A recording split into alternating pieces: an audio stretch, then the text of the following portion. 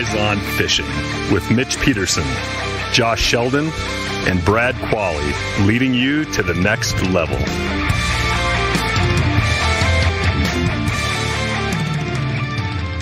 Hey everybody, welcome back to All Eyes on Fishing. You know, we got something we want to talk about because it's happened now with our Colorado Walleye Trail. The last couple times that we've been out where there's been a tougher bite, but it's the time of year when really you typically have like phenomenal bites. You know, when you're talking phenomenal right now still. I mean, almost everywhere you go. Yeah. So except for where we just were. Yeah. So like, you know, like Midwest type areas, like, you know, like Nebraska, Colorado, Kansas. When you get to that mid-May, June for walleye, it's usually on. Yep. It's on. Yep. On. And so we have a couple lakes up in northeastern Colorado that are typically just phenomenal. I mean, we put out these lakes. We'd even talked to guys the year before because we fished them, but we want to make sure we're nailing it. That fished it a lot, right? And they're like, dude, you guys, it's our perfect time. Perfect. Mm-hmm. This is when we should be here.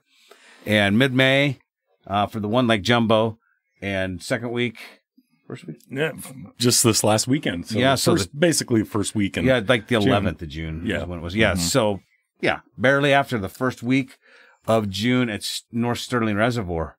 And I'm telling you, both of them had tough bites. And that's what we want to talk about is, you know, just because the time of the year, historically, there can be good bites. What affects that? Why? Can it sends go it from, into the tank? Yeah, because we experienced it. Now, our guys they're good sticks, right? They went out there and still caught fish. But we're talking where you would normally go out and anticipate 100 fish days. Yeah.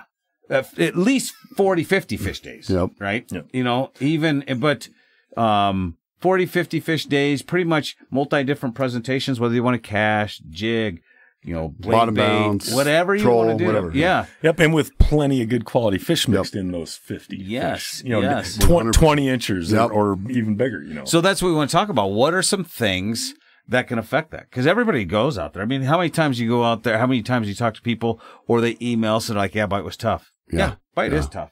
It's still fishing, right?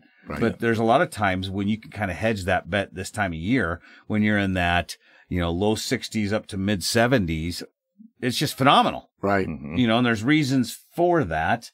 But why did they struggle? I mean, they still, like I said, they still caught fish, but why? What happened? And, you know, fishing tournaments for the last 20 plus years, we've all got to experience that several times, talked to several people and kind of figured out some things that you can do to still catch fish, but don't anticipate the 50, 60, 70 plus fish a day for your boat. Right. You can still get them, though. You can still get them. It's hard. It's hard. I tell you, it was in a way disappointing because, you know, we've got these weekends, the dates locked up and stuff, and all this excitement. Everybody's excited for it, and then all of a sudden it's like, whoa, you know, you show up and everybody's having a hard time, you know, even catching them pre-fishing and stuff, and it's like, well, what's going on? Yeah, and nothing changed. It doesn't change. But, you know, and there's funniness. There's some anglers that are like, yeah, I love tough bites. Me and you are typically like that. Yep. We like going to a lake that's a tough bite. Yeah. Because it forces you, let's say you have 10 different techniques that you're pretty good at, you know, that you can do. It forces you to use one of those 10 techniques. And if you're going a lot of times I've noticed in other fields, and I'm sure you have too, Josh, that a lot of guys are comfortable doing 2, 3, 4 things, right? Yep. And then when you have to step out and do something different, they're like, now they're trying to learn it during a tournament. So we're like, perfect. That's when I want you to try to learn it. Yeah. There's guys that stumble into it, you know what I mean, figure it out because they just have the natural ability to, you know, fish. They're just good at it. But it also gives, we feel like when me and Mitch are fishing together, if the bite's a little bit tough, there's a front that comes in. We can talk about fronts. If we've had some, you know, extra water coming in, you know, some flooding or decrease in water, we can usually try to figure that out. Usually we feel, maybe it's a confidence thing. We feel like we can do better because we are forced to kind of step out some of the box. It's still comfortable for us, but maybe not for others. So we, you know, that helps us. But how do you and Eric, Josh, feel about it when you're going into a tough bite? Is it?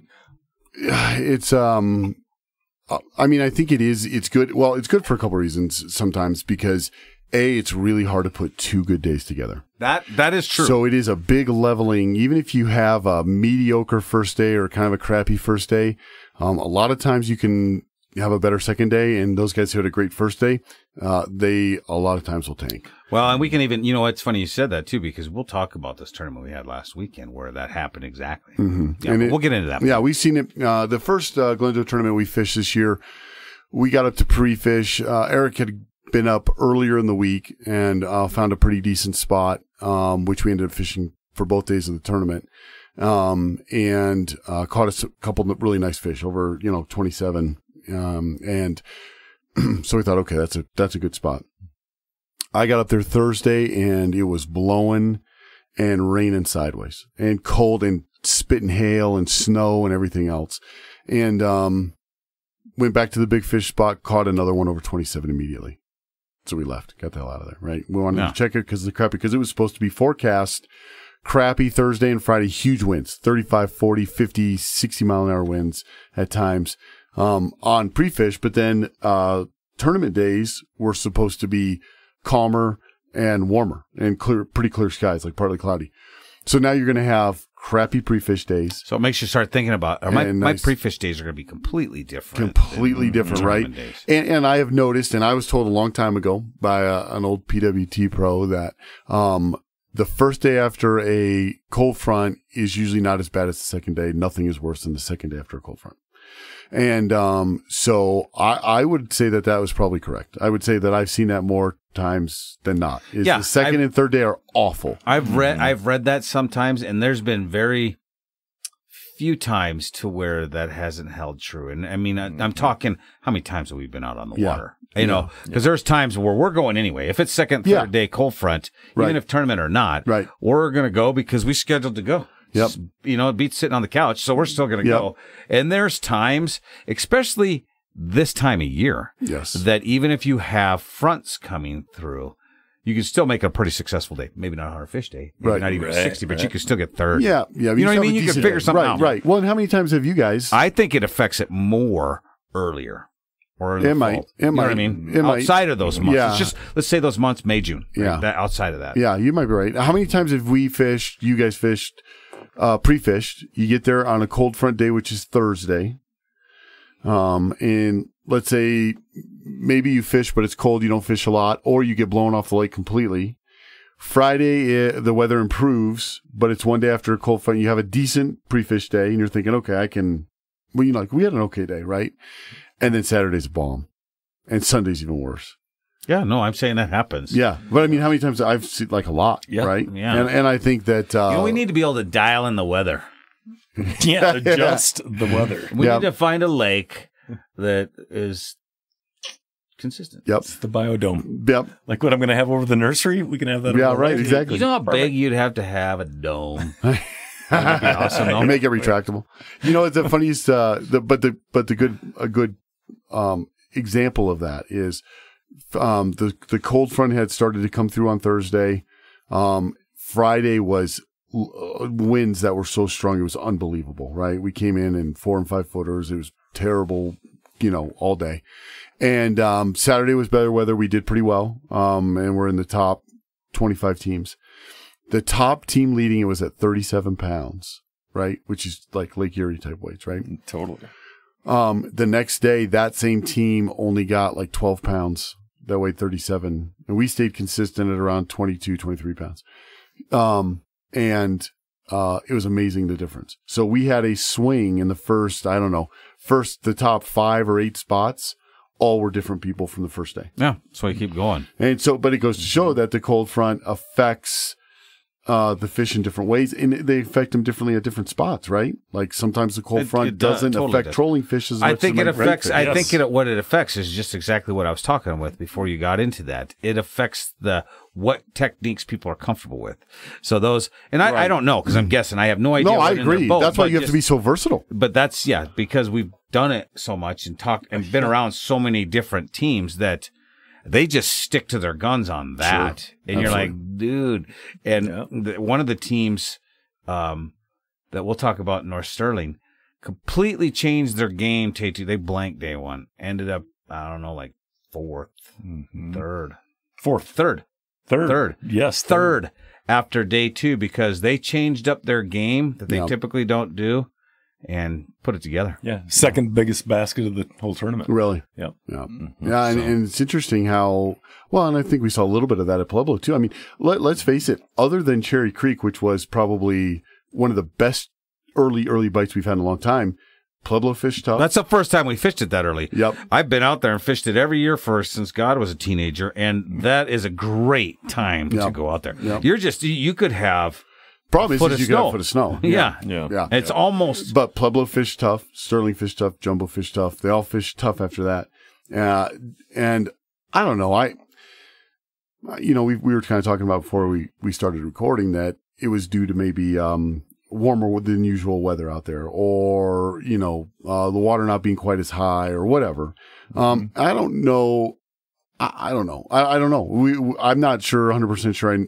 I would know what the reason was. I think the one though that was obvious at North Sterling. Well, since that was just last week, because we talked to some of the DOW guys there, and when we got on that lake, water temperature is right around 70 to 73, depends on where you're at. Pretty much the whole time we were there, and usually right when you're getting to that high 60s, let's say 69, probably more around that 70-degree mark, you're going to get your first shad hatch, right?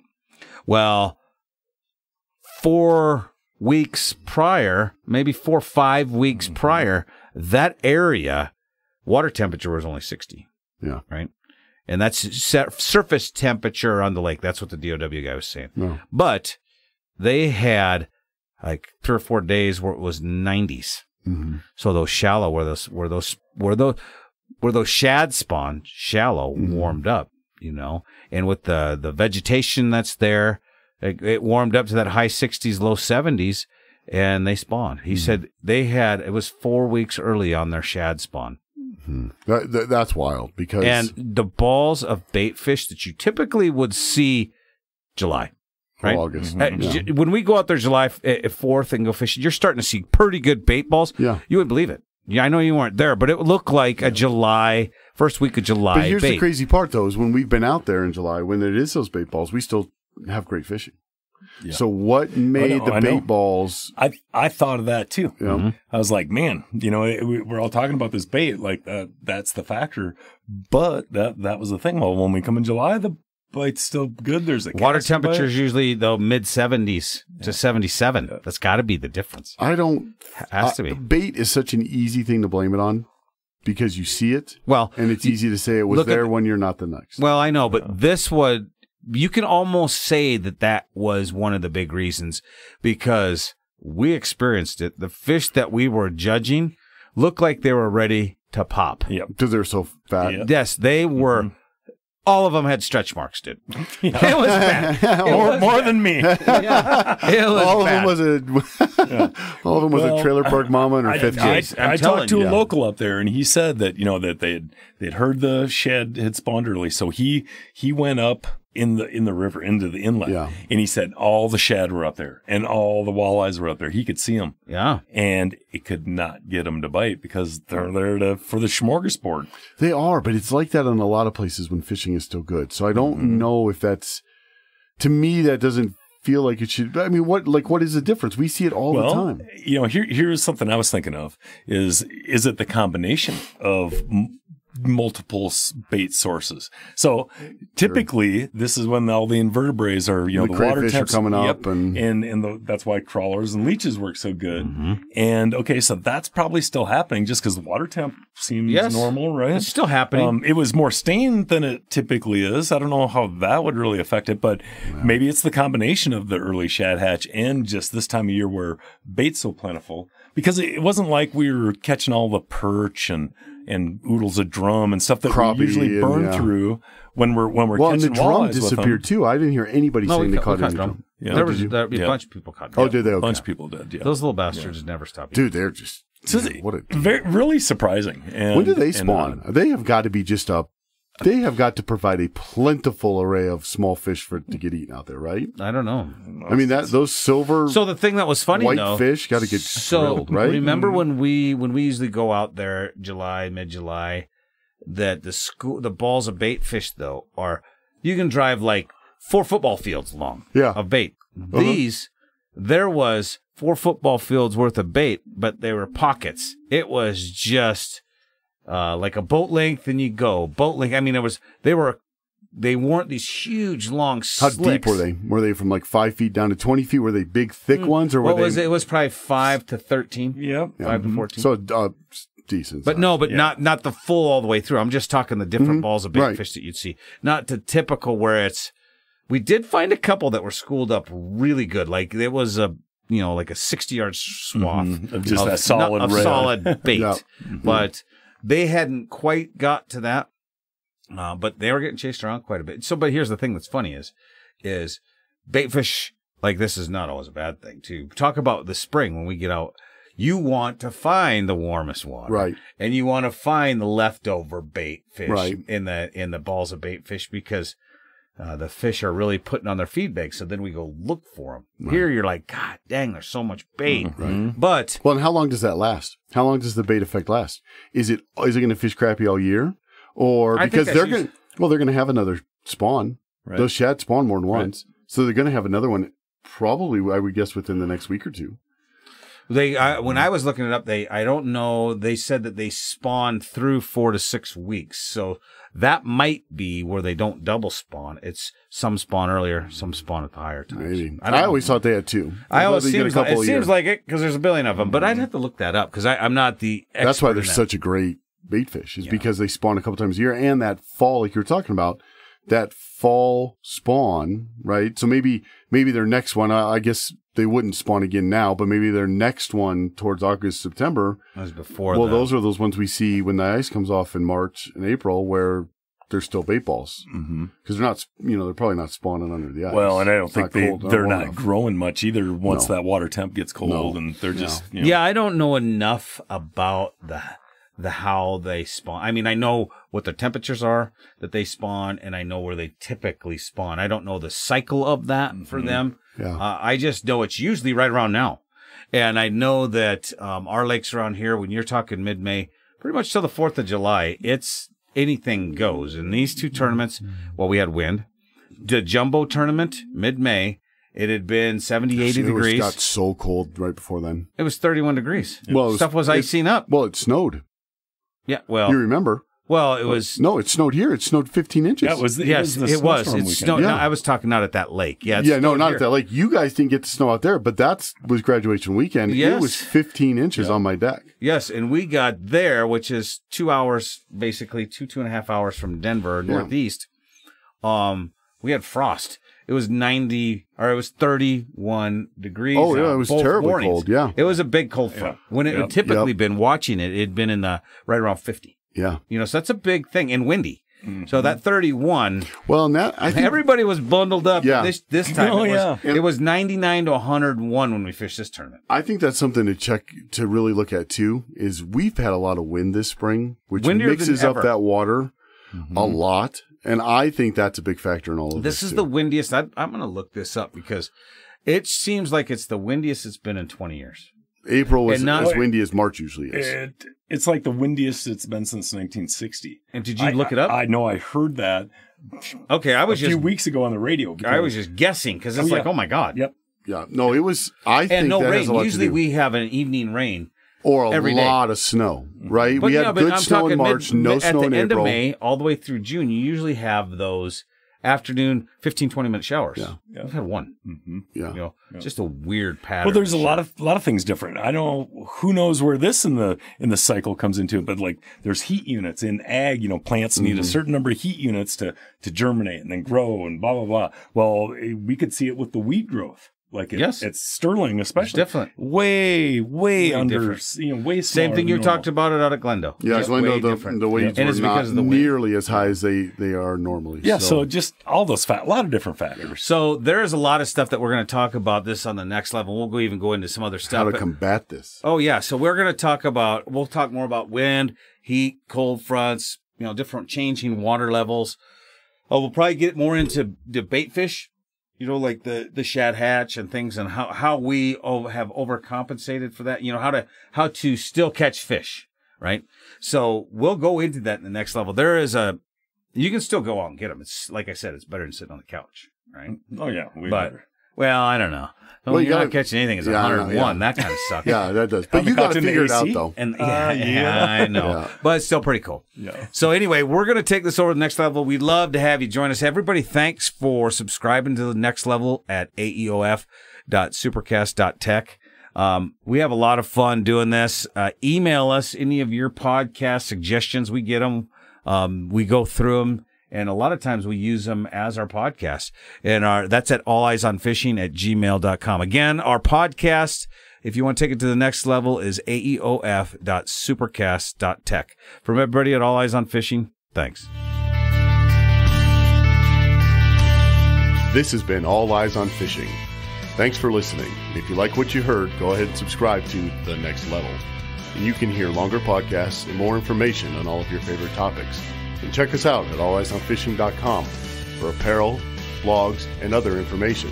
Don't forget to check us out on Facebook, Twitter, Instagram, and YouTube. All Eyes on Fishing, leading you to the next level.